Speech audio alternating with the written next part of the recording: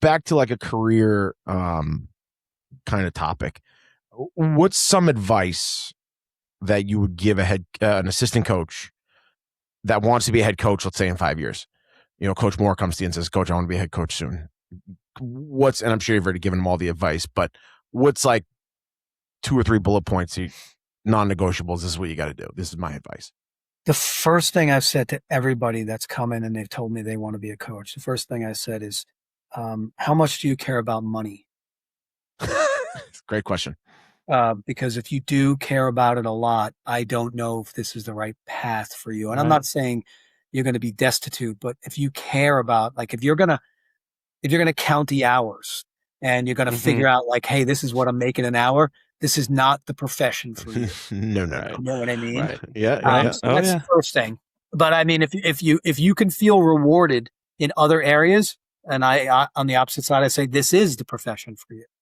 If you can feel rewarded with all the young men that come through and the relationships that you develop and watching them graduate, married, have kids like you guys, and I get to see the pictures of them and get to enjoy that part of it, then this is something that will make you happy for the rest of your life. But you really can't be crazed about the fact that, all of us have friends, you guys have friends, I have friends that are filthy rich.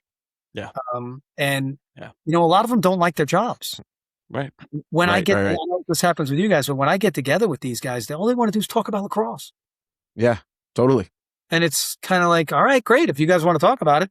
But, and then I also tell them that they got to be adaptable and they got to be flexible. Those are the 2 biggest things. You've got to be able to, you're going to have different personalities. If you're going to go up through the ranks and you're going to have, be an assistant coach at multiple locations, you're going to have to understand that every head coach is going to be different and they're going to have different personalities. And you're just going to have to be able to be adaptable and flexible to work within that system. And as long as that head coach is not doing anything unethical, not doing anything to hurt the kids, you have to be able to work under their system and not undermine them. Big piece. And if you have an issue, take it to them, but do it the right way. Don't do it on the field. Don't do it in front of people.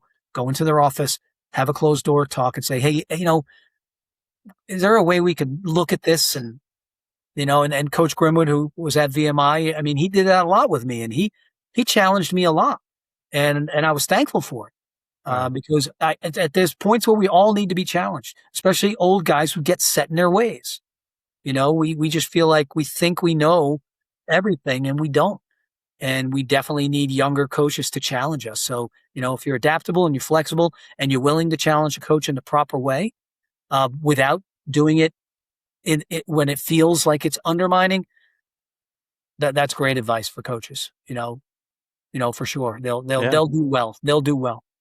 Yeah. Like not in the moment, like, hey, let's be adults and men and sit in the office and whether it's go over something on a board or just have that one-on-one to meet in the middle or see where we're both at, like can only help the program, right? Like how you expect the guys to do. If there's something wrong, we have to practice what we preach. If we're going to preach to the guys that we don't want them to be divided, then we cannot be divided. Right. I think it's a big piece. So what's something you wish someone had told you before you became the head coach at Dowling? It might have been probably the money. Money thing.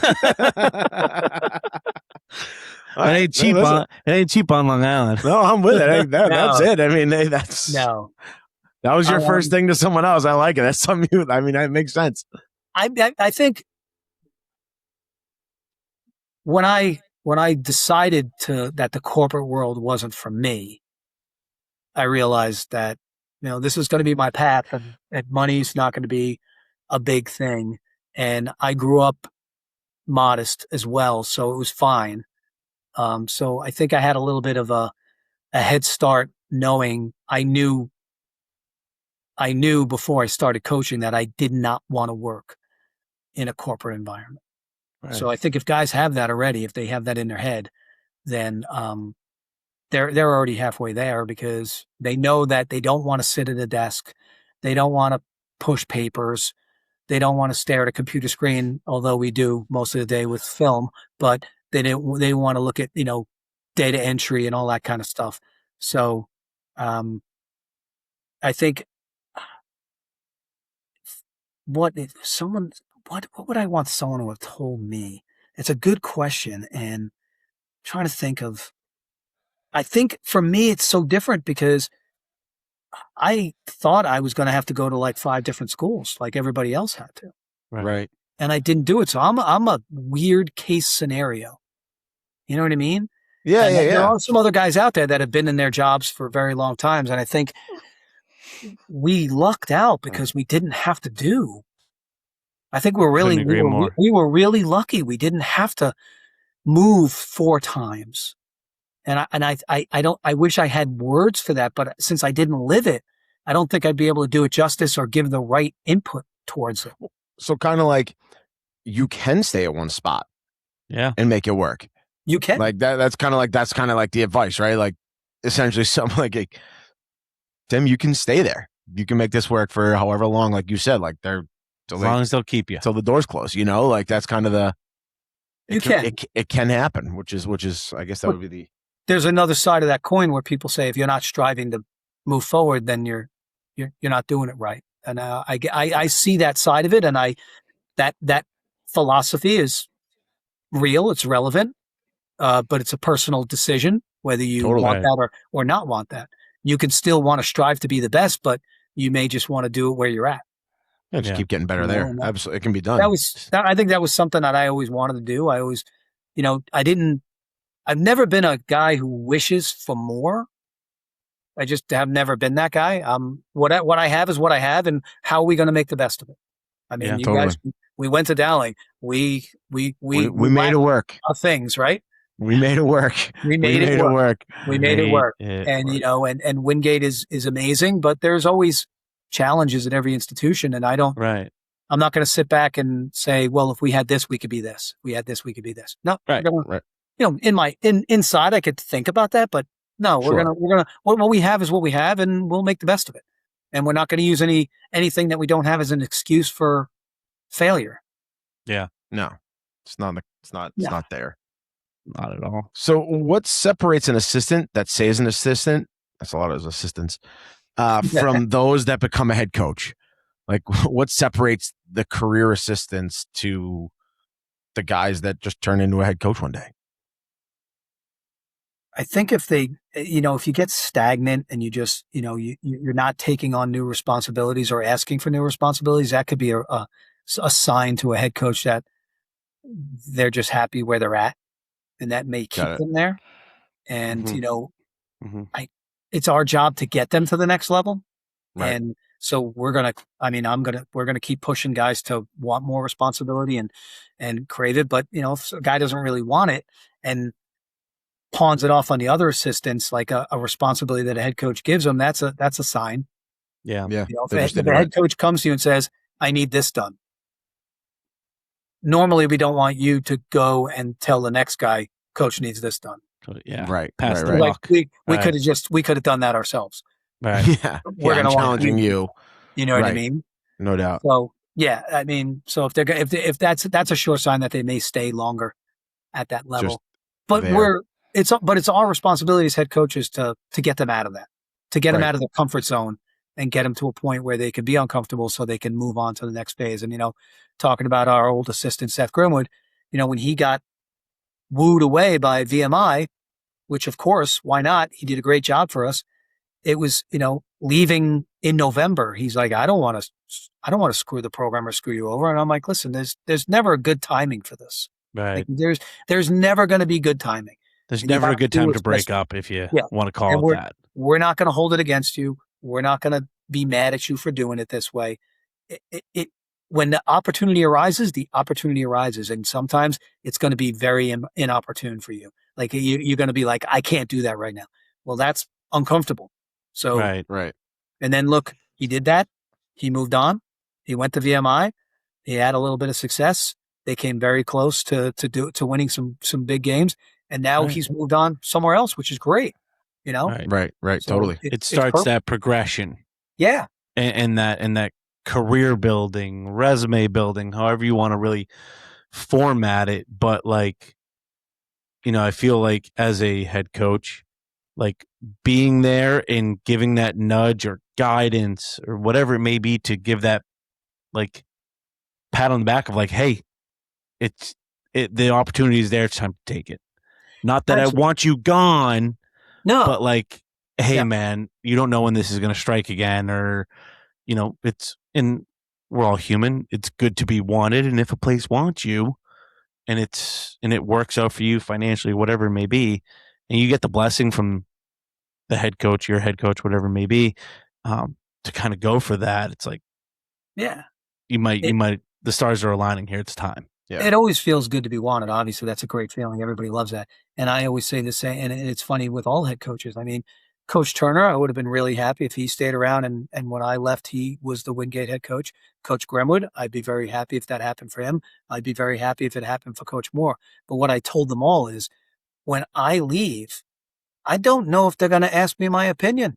Right. Totally. Right.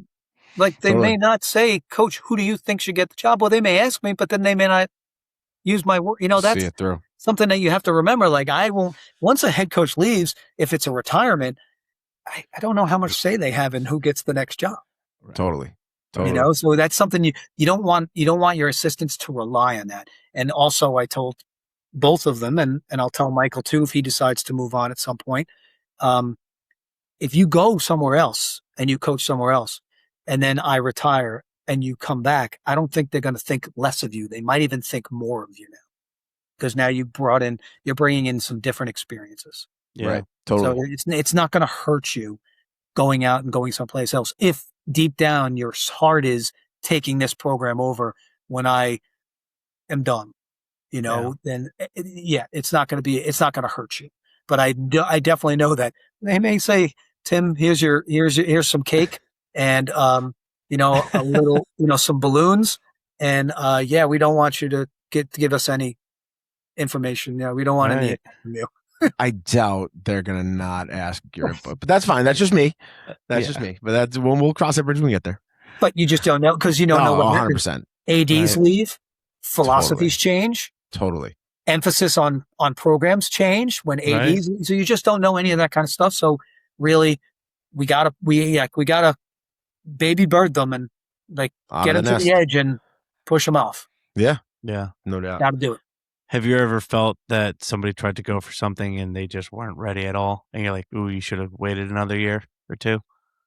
I've told coaches that, but I also told them it's fine to put in for it and see what happens. Because if you don't interview a lot, then how are you going to know? How are you going to get better at it?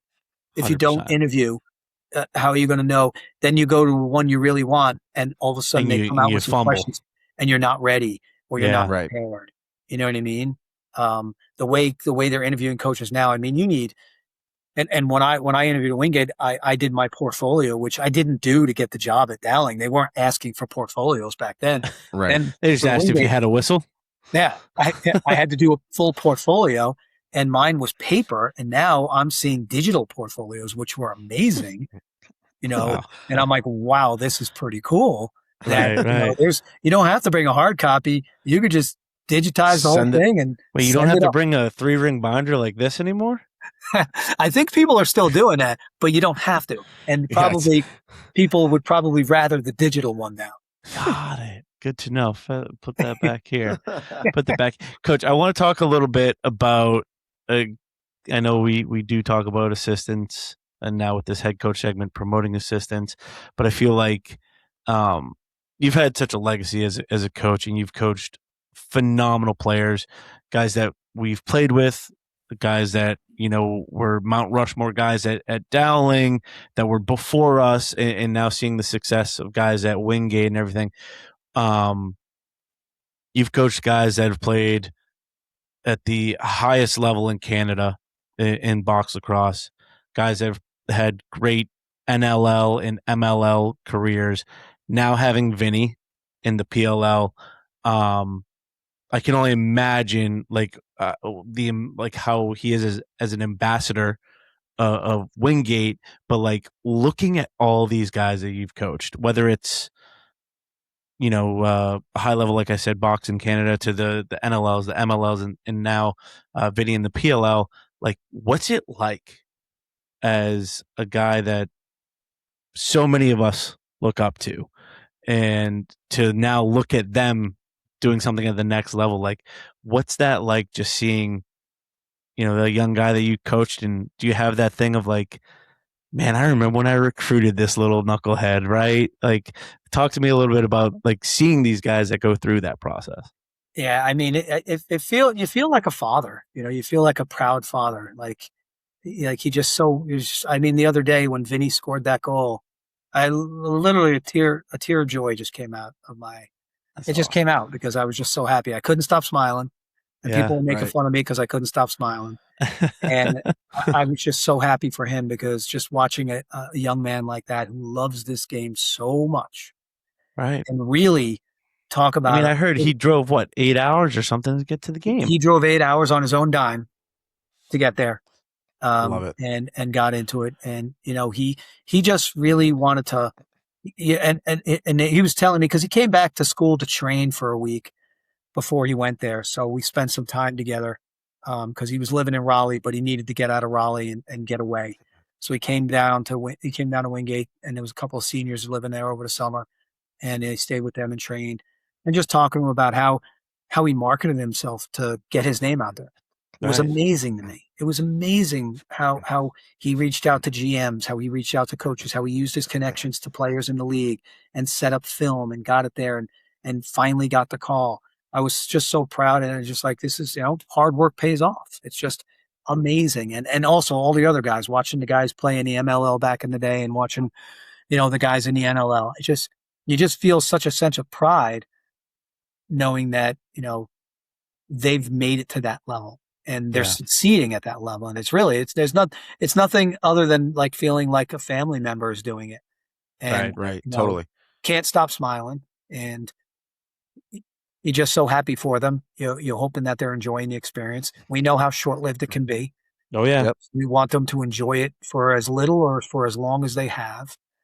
And I'm amazed. I'm amazed at any time someone gets to that level. I'm amazed. But I'm not surprised by some of them, by their work ethic. Vinny did not surprise me. If Willie Greco would have made it, it wouldn't have surprised me. All the guys in Canada, like Kyle Rubisch, does not surprise me that he's still playing at such a high level. Still going. Right. And everybody, I get this question a lot: who's the best player to ever play for you? And I don't even blink an eye. It's Kyle Rubisch. Oh my God! Yep. I mean, best player to ever play that I ever coached, by far. Some of the stuff he used to do on the field was ridiculous as a defenseman. Yeah, as a defenseman, no less. Some of the smoothest hands on the team as a defenseman. And I remember what game was it where he literally like fended off like 3 or 4 guys going for a ground ball, and like just kept people off the ground ball in a corner and just fighting off 3 guys and then goosed it. I mean, some of the stuff that all those guys have done. I mean, does it get old? No. Just being like, it's never going to get. And you're like, oh man, I coached that guy. Do you ever send like a, hey, you should have done this? Or never. Does the coaching you still? No. I tell him strictly fan. I tell him to be just be you. Get strictly out there. Fan. Yep, strictly Love fan. That. And I'm not going to do that kind of stuff. And it's funny because I don't think it'll ever get old. And that was the first PLL game I ever watched start to finish. Wow. Right. That was the first one I ever watched start to finish. And as long as Vinny's in there, I'll watch the game start to finish. Love it. But I also at Wingate, we've got some very successful programs, and for sure, we have a pitcher that's pitching for the Angels right now. Unbelievable. Wow. I wonder what that feels like as the coach. And I ask him all the time, and he's just like, it's amazing. The Rams punter, Ethan Evans, is a Wingate grad. Love that. I mean, it's crazy. And I feel the sense of pride and happiness and joy that I have with the PLL, and it's still a professional sport, but we're talking about MLB and NFL. The NFL. Right. Crazy. But also there's got to be a little bit of that pride of like contributing to the legacy of Wingate, of like, hey, not necessarily like that you did your part, but like you recruited a guy, he had success, and now that Lacrosse has done their part on the national professional scale Definitely. of like, Yeah, there's he made definitely it. Yeah, that Yeah, you've kind of like you're in the crew. yeah. There's definitely some pride there. It's kind of cool. But yeah, I mean, it's just I'm so excited. I hope he gets a chance this weekend. I mean, the fact that they mentioned Wingate on ABC was fun. Right. Right. You know, but I had heard them mention Wingate on Monday Night Football one time in the fall. Yeah. Same thing. When Ethan Evans pinned my Seahawks deep with a really great punt, they mentioned Wingate. Well, there you go. It came back to bite you there a little bit, Came but back to bite me. at least you have the spring on a ABC this bittersweet year, so one, it's right? good. It's good. It's Bittersweet one. excellent. Love it. Man, oh man. Fun. And you know, looking into your recruiting, though we didn't go pro, neither of us, unless we want to call our over 30 team pro, because Absolutely. it could be. We're masters for a reason. It's pro enough, Masters all for right? a It's reason. pro enough.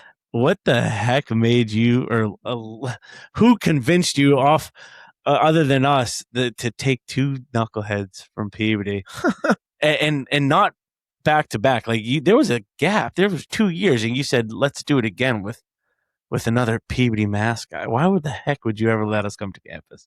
I'm a big proponent of family, families and recruiting brothers, and we fell in love with the family when the first one came, and then we're like, yep, we're going to bring in a brother. I mean, how many brothers did we have? We had a crew of brothers on the team, right? Yeah, we had the Canaveris, the Swans, the Muzios. I mean, four groups. We had it. It was 4 groups of brothers. The family meant it.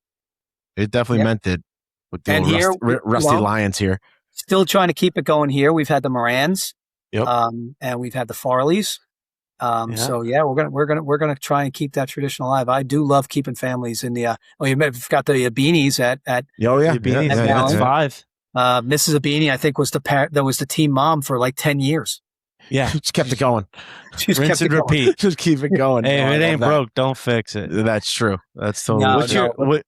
What's like? I don't know. I want to get into a little bit of, if you have time, Coach, a little bit of like. I got time. Whatever you guys need. Just the past, whatnot, because you know what? It's our damn show. We can do that. I mean, I guess. Yeah. You don't want to listen to this part, skip on ahead. But no, just like and subscribe. Yeah, like and subscribe. Looking back, like, well, I want to ask kind of like a 4-parter. We'll go 2 for Dowling and 2 for Wingate. Like, favorite memory at Dowling, like favorite game, best memory there, and then like what's like a game that haunts you at Dowling still to this day, and then same question at Wingate. And I don't want you to go to a dark place. I will pull you out of it, but don't go there. Favorite game at Dowling. I mean, it's hard to not say the national championship of 12, but a close second is that game where against CW Post, when I tried to call timeout and Lou Riley dodged 3 people and scored the game down the street. Oh, I'll never forget that. Yeah. Down Main Street. Timeout. Do you still want? Nope, we're good. Thank you. The ref didn't hear me. The ref didn't hear me. Didn't hear anything. The post coach was screaming, he called timeout. I'm like, I'm saying that was one of my favorites. And obviously the national championship, the way it happened and the way we had lost 3 weeks earlier and came back. I mean, you can't help but love that. A game that haunts me at Dowling is also a game against Post. Yep. In 2010. Final 4. Yep. That'll haunt me. Now we're on a dark spot. Yep. Yeah. Moving on from that one, Chris. Appreciate that one. Pal. Sorry, I did that one tonight. I think I tell that like just that game. Honestly, to every freshman or whatever that like you just chop it up and try to get to know them and like also validate like I played lacrosse too.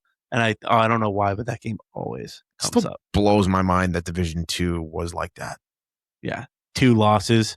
Yeah, it's crazy. Your butt's in the hot seat. I think it was my freshman year.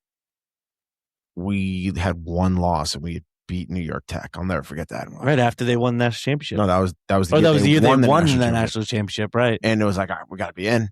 And they're like, nope. Yeah. I think we lost like I forget who, but it was like 1 loss back in March, and it was like you just beat the undefeated team going into 15-0, and you beat them at home under the lights, and then guess what, fellas? That's right up there with the post loss. Oh yeah, the Wingate games. So a couple that haunt me. 2024 8-7 loss in the first game of the season to Florida Southern at home, which inevitably was probably the reason we didn't make the NCAA tournament based on how we finished that year. Right. And then this past year, 10-9 loss at Florida Tech, early in the year was something that haunted me. And I think surprising, I think people, you'll be surprised that the game that I loved the most was in 2018. We were not making the NCAA tournament. We knew it. And we made the conference championship against the number 1 seed LR. Yep. We lost our face-off midi Tuesday to an ACL tear. Oh, God. So we had to face off with a pole. Love that. We lost 22 of 24 face-offs. And we beat them 12-9. And boom. I think the reason why I have that as such a great memory, because that's the last time we walked off the field, finished our year on a win. And I always tell the guys, there's a lot to be said for that when you finish your year on a win. Because when you make the NCAA tournament, there's only going to be one team happy at the end of that. Everybody else is going to be going home disappointed. So we knew we weren't going. We played that conference championship. We trophy, running around, hugging each other, T-shirts on, season over. Everybody's happy. Right. So there's a lot to be said for that. There really is. That's a great way to put that. I was going to ask you, what did you take away from the unfortunate losses of like a learning point? But like that right there is 10 times more impactful. Like, you're not making the NCAAs, which every team wants to. Like, yes, we all know that for the majority of us, whatever division, things like that, the way to that is through the conference. But still knowing that you're not going to make it, and just having the guts to just go out there and leave it on the line and be like, but we're still going to win this one. Yeah. And another team might make it, and we're not, but we got the trophy for the conference, and too bad, right? Like, they can't take that away from you. No. I mean, and we've beaten at both Dowling and at Wingate, we've beaten the eventual national champion a couple of times now. Yeah. We did it at Dowling when we beat New York Tech when the stadium opened. Yep. That's what I thought. That was that year. Beat them, and then they said, "Yeah, we're good here." And we did it with LR in 23 when they won the national championship. We beat them during the regular season. Unbelievable. So yeah, Wild West. Happens. The Wild West of Division II. And there might have been one year where Post won it where we beat them in the regular season too. Yeah, because we beat them that year that they beat us in the Final Four, right? Yeah. We beat them at home. That was Lou Riley. That was the face-off timeout, no timeout thing. Yeah. Well, it's interesting. I mean, they should put, maybe give us a little nod on their ring, Something. That we beat them, like somewhere on the inside somewhere. No, whenever there was a one. They have the one record, in the New York Tech. When they have the record, you just know you're one of them. Yeah. You're one of the ones on the right hand column. That's all that matters. Yeah, but that's all that matters. It was so interesting though, and everybody always asks me about that here, all the Wingate alums, and I'm like, I'm just going to tell you guys, it was nothing better than walking off that field against LR, knowing our season is over, but we won, and that's we can all go to the tailgate and we can all feel good. Yeah. Not worried about it because there was no AQs back then. Right. And we just knew that the tournament was smaller, and we knew that we had taken, I think we lost 3 or 4 games that year, so we just knew we weren't in the running. So it was just a great way to go out on a high note for everybody. Yeah. With those guys. And there's something to be said about that. That is a pretty incredible outlook on it. I mean, when you have a team that can just, like I said before, like, I mean, a couple years ago for us, we were playing Quinnipiac, and we were a brand new staff, a lot of new faces in the program, and a couple overtime losses, right? Couple bigger losses, but a few good wins in that transition of staff year and a lot of new faces. And then for us, like we got to end of the season, we're playing Quinnipiac, and there was potentially, like, how you do you try to do the red line of like, if this guy loses and then this, and you try, but then you just sit there and say, you just got to play your game. Yeah. And for us, like, there was no making the conference, but to just, that team just needed and wanted another win and to get that under the belt. But just to my point was just seeing the guys just go all in on like a 3-minute defensive possession and a kid actually diving to try to get end line ball and breaking his hand to just try to get us the ball going the other way to have a shot to tie it up or whatever it may be. And we ultimately won in overtime. But to your point, Coach, it's like just seeing that, and like, though we weren't making playoffs, though we weren't making conference or NCAAs, you won. And you got to enjoy that moment with that group, because it's never going to be that group again. Never going to be that group again. And you don't know ever. But you don't know if that's the last game of the season. You don't know, how does that carry you into the next season with the guys completely. Right. Because totally. I think it can carry a young group real far. Yeah. Knowing, that's the last time they stepped on the field. And then also when you lose that last game of the year too, you're hoping that kind of fuels the group coming back. A little bit of fire, yeah. Group, but yeah, ending a year on a win is always fun. Yeah. Of course. Well, and it shows the true team sport that I think lacrosse is, Yes. right? Like, yes, like you just said it with those guys diving, right? Like ending the year with a win and just knowing that there's really no tomorrow, but hey, you know what? I'm going to do it for this guy next to me. I'm going to do it for that guy next to me. Right. And these guys as leaders, I'm going to leave it on the line for them. And to go out, win this, win the conference championship. And you've had incredible success since then too. And, you picked that game because that's a defining moment. Like you said, it carries the whole rest of the next season, starting it out. And that's, like I said, lacrosse is a true team sport. Yeah, you don't get there without everybody. Sure. Top to bottom, man. Yeah, top to bottom. Definitely. Well, Coach, I think we've chewed your ear off enough, and I'm pretty sure anybody listening to the episode's snoozing by now. No, I'm just kidding. But we truly can't thank you enough for coming on our show. And, personally, everything you've done for me from high school all the way through college to now, you've changed my life, and you've been a great mentor and a great friend. And I personally thank you for that. And I thank you for being on our show. And yeah. Well, same here. I mean, I don't know how to. I can't back that up, but like obviously, it's the same for me. It's usually times. Yeah, it's usually a times two thing with here, in the old studio. But I definitely enjoyed my time with you guys, and I feel like it was a pleasure being able to have you guys in the program, and then now being able to have you guys in my life. I think it's just such an honor, and a relationship that I'll cherish with both of you for forever. And, I'm happy I got to come on the air with you guys and loved it. And I still think no one really wants to watch this little Irish guy, but no. We're giving the people what they want, right? We're giving the folks what they want here. I'm nervous about those people who this is what they want. They need to find a hobby. No. This is it.